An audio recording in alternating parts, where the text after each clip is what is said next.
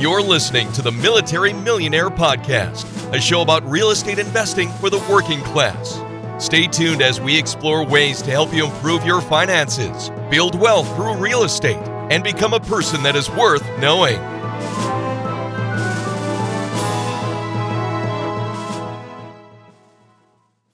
Hey, what's up, everybody? It's Dave here, your host, and today we have an exciting episode with Kyle Brodwater, who's in the Navy, and we're going to talk about getting started in Airbnb, some tips and tricks for making more money and being more successful on Airbnb, and even how to make money by renting your bedrooms out in your house to single college girls. Pretty crazy stuff going on today, so make sure you tune in and listen all the way through. Thank you once again for being a member of this awesome community. If this is your first time for joining us, awesome, thank you, and if not, welcome back. Show notes are found at FromMilitaryToMillionaire.com/podcast. Now relax and enjoy the show. Hey guys, on this podcast we talk a lot about the roadblock to success for military members in getting started in real estate investing. For many of us, the barriers of time, location, and not having the right knowledge keep us from building wealth while serving our country. Well, let me tell you about Storehouse 310 Ventures. They get it. Storehouse 310 Ventures is owned by two active duty naval officers that love to make investing fun, lucrative, and have a passion for education, theirs and yours alike. They offer full turnkey rental properties in a market where the numbers make sense, Milwaukee, Wisconsin. Yes, Milwaukee, home to the almost 2018 division titled Milwaukee Brewers, the well-known Miller Brewing Company, and a lot of delicious cheese. Storehouse 310's properties are fully renovated, leased, and have property management in place. Through their rigorous analysis and selection process, they do everything possible to ensure each rental property meets their high standards and offers fantastic returns. Storehouse 310s allows you to invest with confidence while you are living out of state. They have a network of lenders, insurance companies, contractors, a title company, and much more to serve you all along the way. There is absolutely no reason not to get started when you have the right teams and system in place. David and Stu, the owners of Storehouse 310, have been investing themselves for over 15 years. They are on a mission to help as many active duty, reserves, and military veterans create financial freedom through the power of real estate investing. They are honest, transparent, and they prioritize service and giving. They have even committed to give the first 10% of their profits to partner nonprofit organizations that support veteran causes. For more information about their program, send an email to podcast@storehouse310turnkey.com. Again, that is podcast@storehouse310turnkey.com. Tell David and Stu you heard about them through the Military Millionaire Podcast, and they will get you going down the right path. Hey, what's up, everybody? It's Dave from Military to Millionaire, and I am here with Kyle Brodwater, who's been in the Navy for 8 years. And, he does a little bit of Airbnb action, and he's actually doing kind of a summer house hack thing similar to what I'm planning on doing for the next 2 years while I live here. And I thought that it'd be fun to have him on the show for two reasons. One, maybe he can help you out, and two, maybe he can help me out. So, Kyle, welcome aboard. Tell us a little bit about yourself, brother. Appreciate it. Thanks for having me. So I first found out about real estate investing in 2016. I was on deployment. I was actually getting my hair cut in the head on the submarine. I'm in the submarine service. And while I was getting my hair cut, these guys behind me were talking about real estate investing in bigger pockets. So I'm very entrepreneurial mindset going, and I heard them talking, so I immediately got interested. So they're going on and on and on. And I'm like, well, I really need to get these podcasts, but we don't have internet on the submarine, so I can't download anything or listen to anything. So our first chance to do that was in France. I was pulling into France. So I spent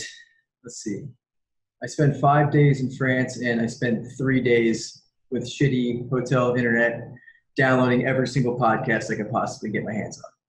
And once I started listening while I was downloading, I heard them recommending books in the BP podcast. So I was downloading all those books too.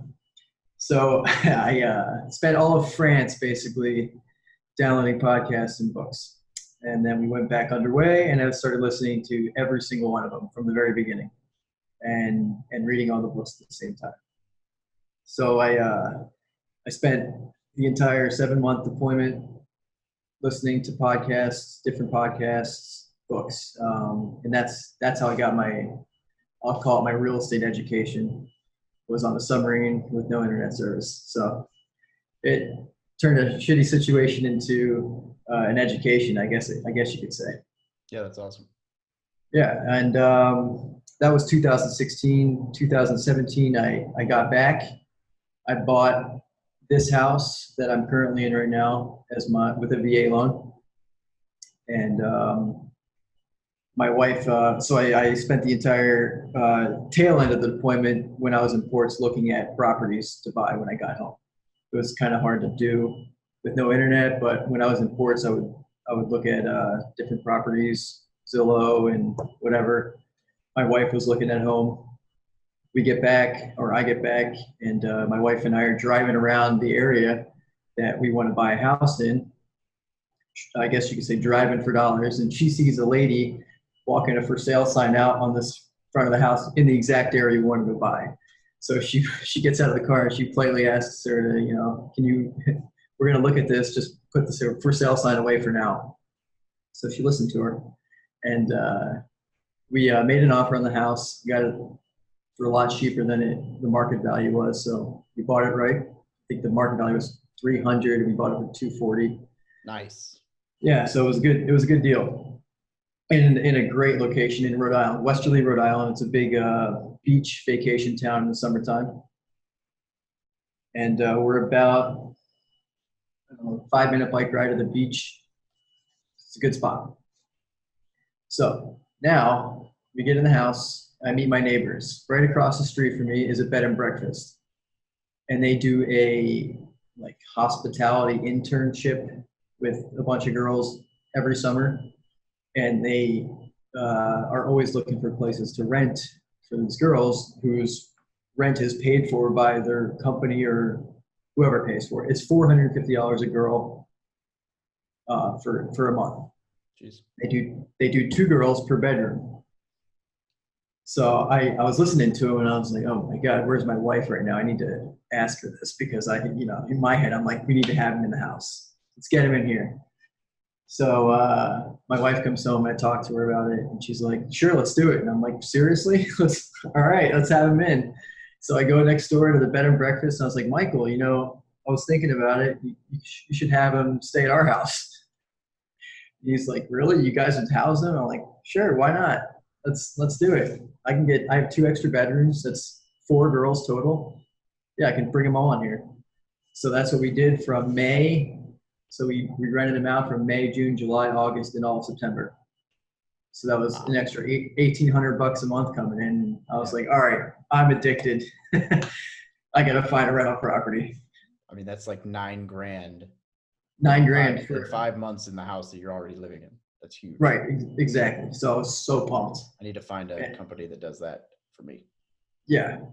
So then I was like, oh, Katie, if we ever need to get rid of this house, we should just rent this. We'll finish the basement and get 2 more bedrooms down there and get another, $9,000. Be bringing in $18,000 for half the year, right. Cover all your expenses, and then the other half of the year you can just rent it out for 6-month period or Airbnb or whatever. That's cool.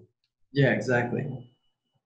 So we did that, and then the same year we bought this house, I saw a condo for sale, half a block off the beach, and it was 96, or no, it was 8 or no, it was 116, and I bought it for 96. And that's the one I currently Airbnb right now. And let's see here. That was February 2017. So the first summer I rented that out was 2017. And that is my first rental, my only rental that I have right now, but it does really well. My entire mortgage payment is $580 with the HOA fee included. And I used all the money I saved on deployment to buy that for the down payment, which they required 25% on a portfolio loan.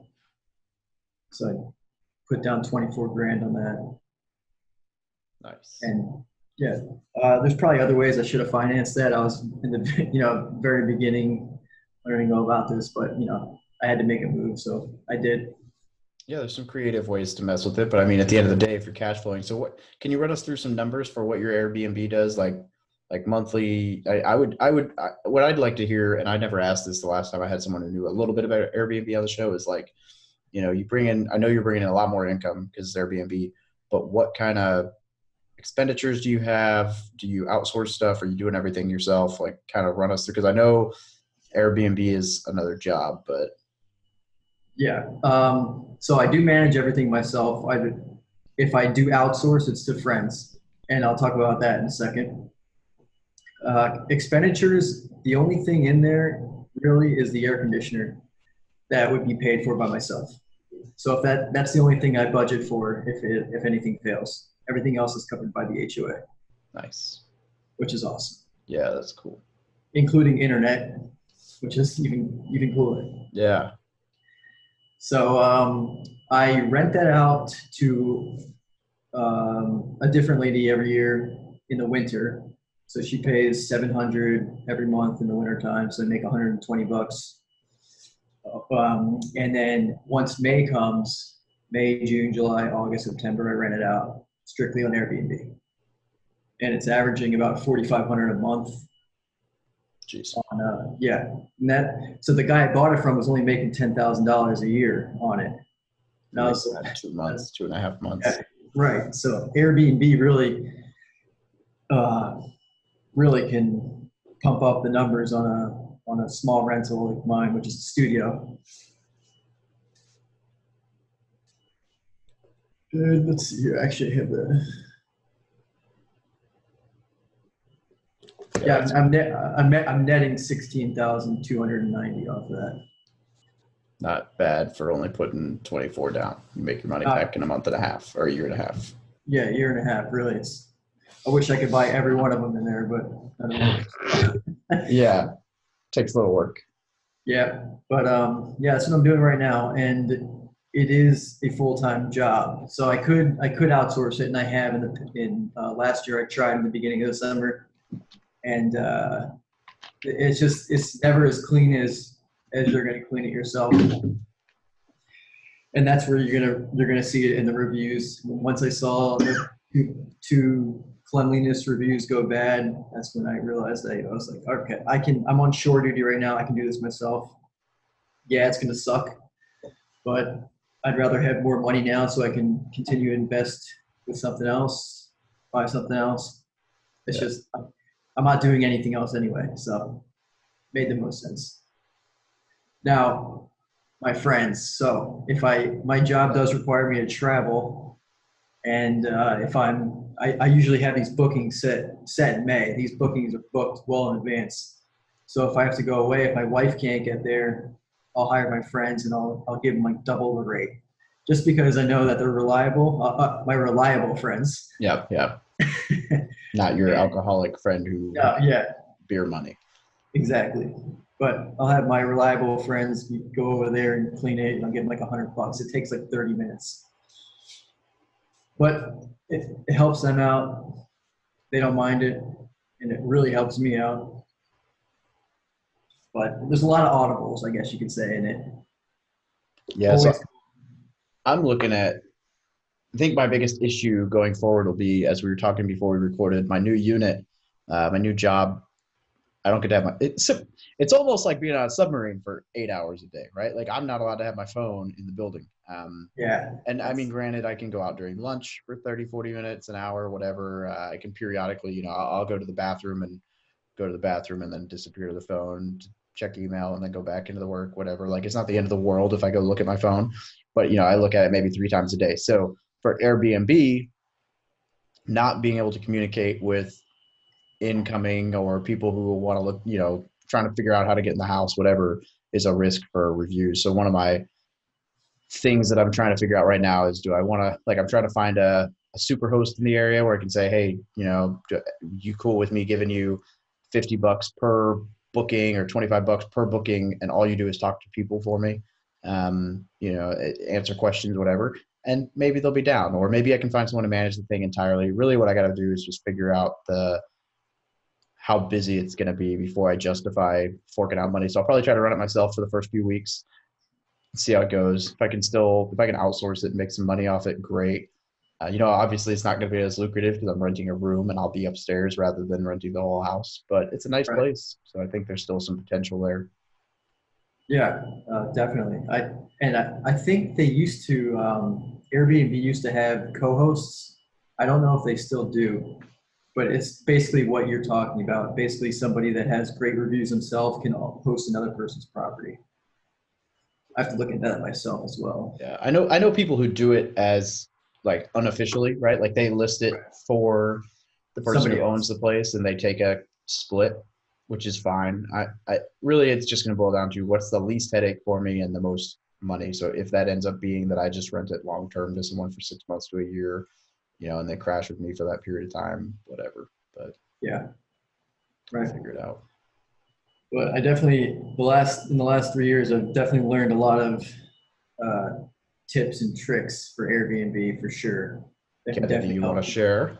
Absolutely. So the first one, I will say this is going to credit to bigger pockets. I can't remember the lady that was on it. I think her name was Ziona or something like that. She, Unique. yeah, she recommended putting the your Airbnb credit code. You get a code that you can give to friends and family when you're a host or whoever, and it gets them $40 off their first listing. But if they use your code, you get 20. So I put that code on the very beginning of my listing. So even if they don't book my listing and they still see that code and use it, that money goes to me. And I didn't even check this credit thing until the other day, and I'm like $1,200. And Nice. I'm like, oh my god, this is a vacation right here. And Yeah, that's just people just clicking it and just using my code, just right that's there cool. on the listing. When I thought that was awesome. Yeah, that's very smart. I like that. And let's see here.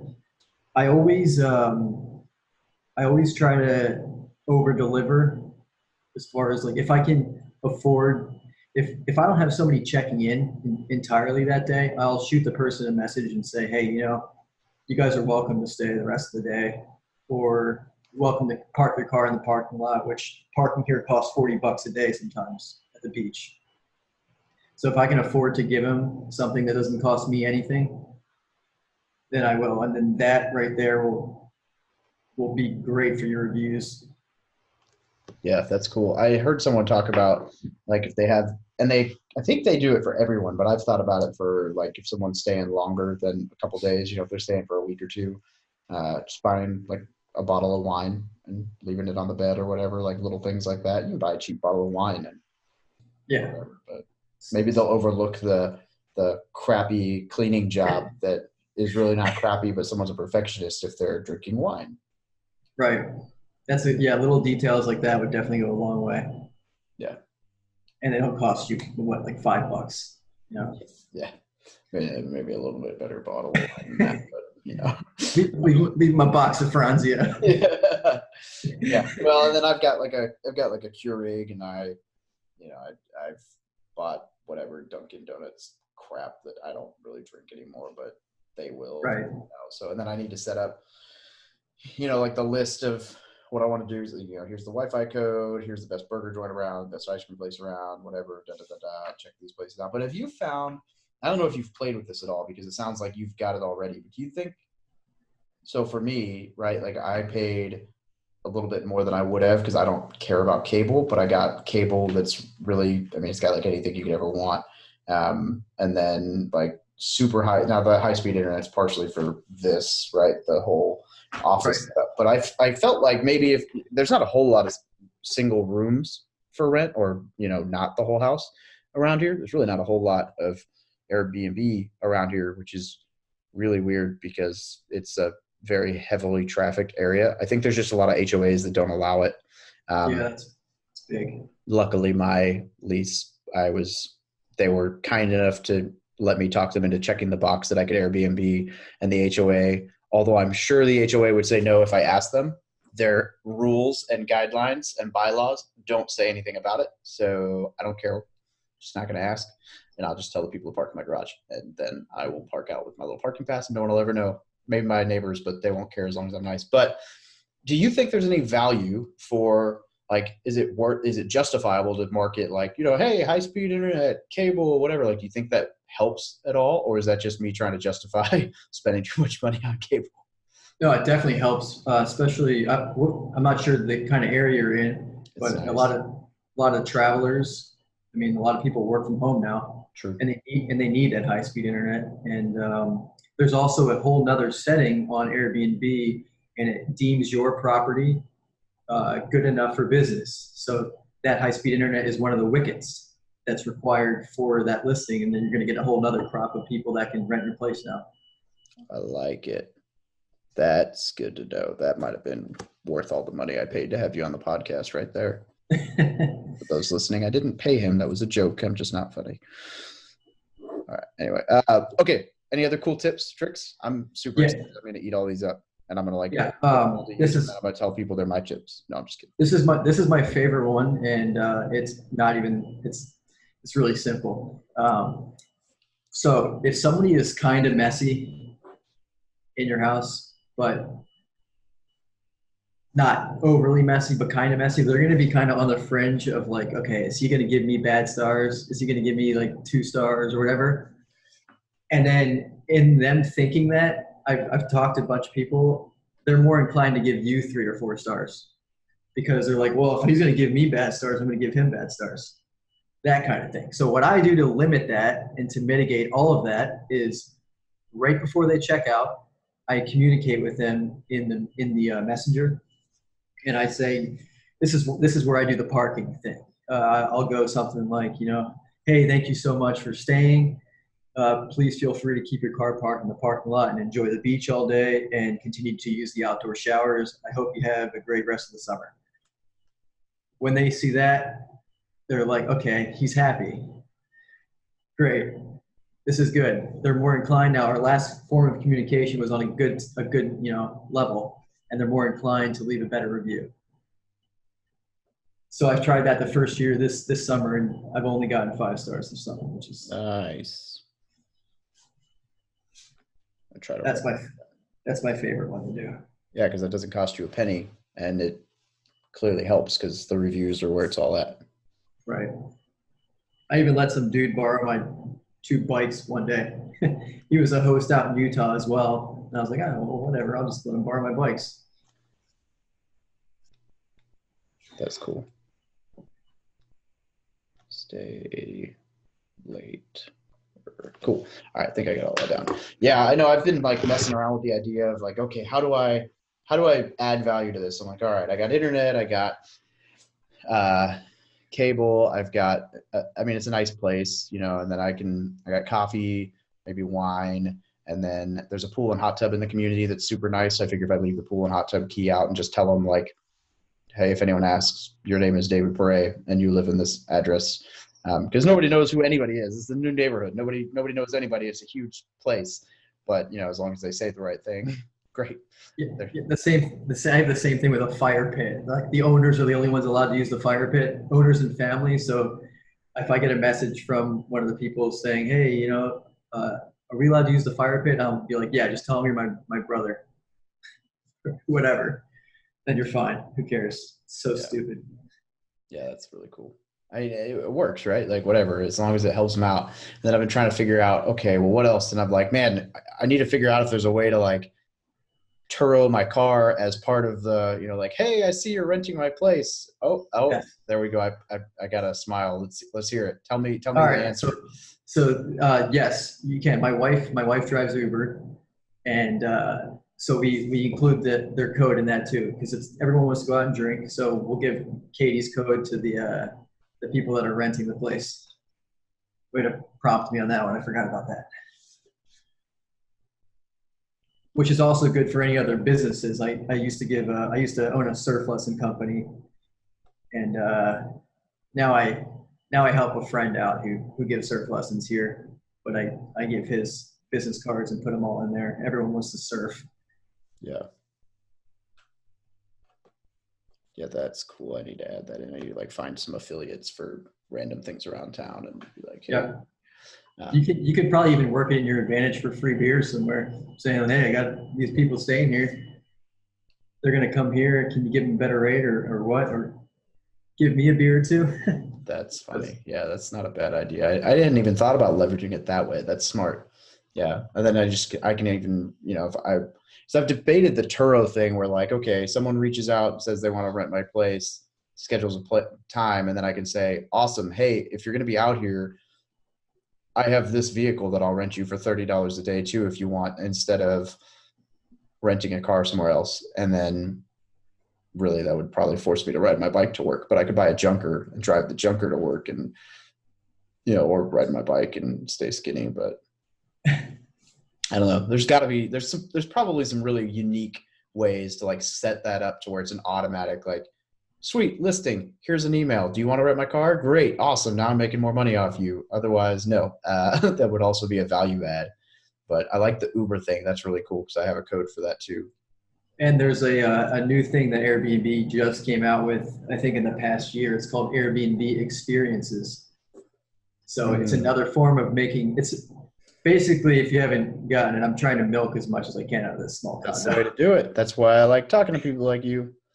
And so they offer experiences. So my wife, she loves to go clam digging in the salt ponds by the beach, and she was thinking about starting a dig your own clams. People pay for all those things around here, but now you offer it as an Airbnb experience. Now you're making more money on that. There's so many things on there, and it's got to be deemed. There's a couple guidelines that they offer that they tell you that it has to be like. You can check it out on the website, but it's pretty cool. Yeah, that's actually really cool. I like that. There's like bar crawls. you can be in charge of a bar crawl, sightseeing tour, like. Nice. Yeah, anything. That's cool. Yeah, that's super cool. I like it, and so what's the plan for you going forward? Well, I guess I could ask if there's any more tips or tricks so I can milk this some more. But no, if you got like a list laying around, feel free to just hit us with it. Just another tip. Friendly communication. It doesn't cost anything to be nice to people, especially when they're going to review you at the end. So just being friendly with people is big. Yeah, and you're going to have, and this is just something I've noticed from talking to Airbnb people and seeing how Airbnb people act, you're going to have issues with tenants or renters that do not get along with you and that frustrate you. And if you let that show, now your star goes down. But if you can handle it in such a way that you can leave the emotion out and just vent about it when they're not around, may not lose your ratings. So. Right. And to piggyback off of that, if anything does happen in your rental, damage or anything like that, make sure you call them right away. They're pretty quick and good about it. If you get in touch with them the same day it happens, they're more inclined to work with you more and give you security deposits and everything else back. Nice. Yeah, that's good. I had to get rid of a renter this summer on a Saturday night, which was it's the best night to make money. And my neighbors were complaining, so I tried to keep everyone happy. So I went over there and I was like, okay, you guys can't be here anymore. This is going to be done. So I called Airbnb and they canceled them and they gave me my money back for the night. I was nice. Like, what? Oh yeah, this is awesome. Yeah, but I guess it's a case-by-case basis, I think. Yeah, that's cool. Yeah, that's smart. I've seen people talk about, like stuff where if they do XYZ worth of laundry or whatever, you waive the cleaning fee and things like that. So there's some cool. That is cool, yeah. Concepts out there. Just looking forward to implementing them all. I don't think I mentioned this on the recording. So the reason I haven't started this yet, just so you know, is not because I'm some slacker bum who talks about things that doesn't take action. It's because Google has not figured out that my house exists yet. If you pull it up on Google Maps, it's still a dirt plot. And the only way for GPS to register that I exist is through longitude and latitude. And because of that, Airbnb won't let me put the address up, and neither will VRBO or any of those others because they all require the Google address. And I can't just drop a pin in what appears to be the middle of a construction zone. Just super annoying. Like Amazon drivers can't find me. So like I'll get a phone call and I have to like, okay, are you near the pool? Yes. All right. You're going to turn this way on the street that's named my street. Oh, I didn't even notice that. Yeah, I know it doesn't exist. It doesn't show up on your maps, but that's my house. And it's such a pain. And then there's a house, there's two streets like this, and this street, for those of you watching, there's two streets in a V, if you're not watching the video. And one of the streets has a street name and registers on Google, and my street does not. But they both have a 4118. And so half the time when I'm walking people in, they're like, I'm banging on 4118. And I'm like, look out the window. Yep, you're across the street. My poor neighbor probably hates me. Anyway, so all that's why I'm not currently Airbnb yet. It's not because I'm just some bum who talks about things. I want to. In fact, I just had a house guest leave, but they just weren't official, so I charged them like nothing. It was like $40 a night, and I should be charging like 80. But they were good people, and they brought beer, and they made me dinner, so totally worth it. That's definitely worth it. Yeah. Anyway, all right, so that's all awesome. So what's the plan going forward? Are you trying to, buy some places around this bed and breakfast and rent out to a whole bunch of college students some more, or is it more Airbnbs, or what are you thinking future-wise? If anything else pops up as far as condo Airbnbs by the beach, I'm going to jump on it. Right now, I'm looking at my first bird deal. Nice. So I'm gonna. Right, my mom just moved to Florida. That's where I was this past week. I just drove her in the U-Haul all the way down to Fort Myers from New Jersey. That was fun. But I'm looking at a few deals right now to do the first bird. Pretty happy about that. You're saying Airbnb is so awesome that it beats having 4 single college girls living in your house? I just want to confirm how awesome Airbnb is for all of you single guys out there. It is awesome. I would have thought, no, I'm just kidding. If you're listening, babe, get myself in trouble here. I mean, if some bed and breakfast wants to pay me $450 per or $900 per room, whether it's male, female, English speaking, non-English speaking, like bring it. Come on down. I got 2 bedrooms ready to roll. You can stay all year. Absolutely. Yeah. Absolutely. Actually, yeah. I was, when I first got here, I was like super bored and I was looking into random ways to make money on like housing. And I came across it, not that I would do it just for the money, but they're like, oh, foreign exchange, like foreign exchange students. And I'm like, oh yeah, they'd pay me. It's like $900 a month for like the 9 months they're in school to live in my kid's room. And I'm like, put my kid on a couch. No, not really. But like, there's some really interesting ways out there, but I hope people don't do foreign exchange students just to make a little money, but I'm sure they're out there. Yeah, there's a lot of things to make some side cash. I do drone photography. I love that. That's cool. Yeah, but that's not house hacking. No, it's not. Foreign exchange students. No, it's not that cool. No, but photography is awesome if you get good at it. There's so many things out there. So yeah, I ramble about all this, not because it has anything to do with what we're talking about, but it's just the creative aspect. Like people get so wrapped up in what they can and can't do. It's like you can do anything. There's a way in basic niche to make some money. Absolutely. Cool. Well, hey, let's ask some of these questions that I like to ask people, and then we can finish it up. So the first question I like to ask is, if an E1, E2, or for those of you non-military types, get off my show. No, 18 to 20-year-old walked up to you asking for advice. You only had a few minutes to give it to them. What would you tell them? I would definitely tell them to not waste their deployment watching movies and listening to crap music and just listen to podcasts the entire time. That's what I would do. I wasted my deployment watching movies. See, I did that my first deployment. That's all I did was watch movies. And now I wish I was 2 years earlier. To be fair, when my last deployment was to Afghaniland, I don't actually know if podcast existed yet. I don't remember when that became a thing, but it's been almost a decade, so I don't know if that was an option. People were still, lugging CDs around and stuff. Externals were still like, you'd pay like $100 and it would be like 500 megabytes for an external, or maybe a terabyte for $100. Now it's like 3 or 4 terabytes for $100. So yeah, whatever. Anyway, I'm dating myself. No, I agree. I think that's really cool. That you were able to just you pulled into port and you were like, I'm going to make this happen. And then you were able to get enough stuff downloaded to keep yourself occupied for the rest of the trip. And now I'm sure, if you go back on sea duty, you probably take some hard copy books with you and some other stuff. I don't know. You guys don't have a ton of space on ship, but you'll have a way to make it work. Yeah, definitely bring books. Buy all those books. Agreed. Absolutely.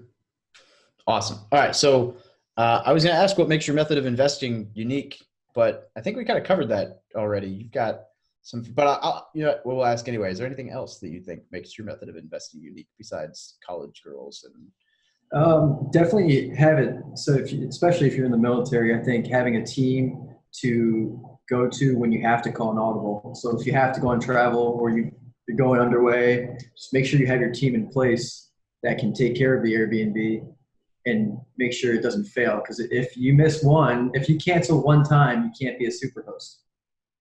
So that's big. I mean, so you want to be able to keep that going. When you become a super host, you're at the top of the listing. Everyone sees your property, and you're more inclined to get more bookings. How long does it take to gain superhost status, and what else do you need to do? It takes they do it every 3 months, I believe. It could be 4. I think it's 3. Every 3 months, they do a review of your credentials as a host. So you need to have over a 4.6 rating. You need to have over 20 stays, I believe. A certain amount of stays, a certain star rating, and no canceled bookings. Might be another wicket on there. I can't remember. But you just have to fulfill their requirements. And if you get it, you get it for the whole rest of the whole next quarter, I guess you could say. And then you have to maintain it. So you have to keep it up. It's not, yeah. Not too bad. All right. So now that you've listened to a whole bunch of podcasts and books, what is one resource, book, website, course, whatever, that you would recommend to anybody looking to get started in real estate? And don't say Rich Dad Poor Dad because everyone else does. I would say, I would say that one. I've just started making it. I haven't done a bird deal. I haven't done one yet, but David Green's bird. I have the book right over there, I think. I was gonna say I have his other one behind me on the wall, but that's a really good one. Yeah, I really like that. I can't wait to put that to use. So that's super. Right now. Yeah, that one's awesome, and it'll definitely help bring you some.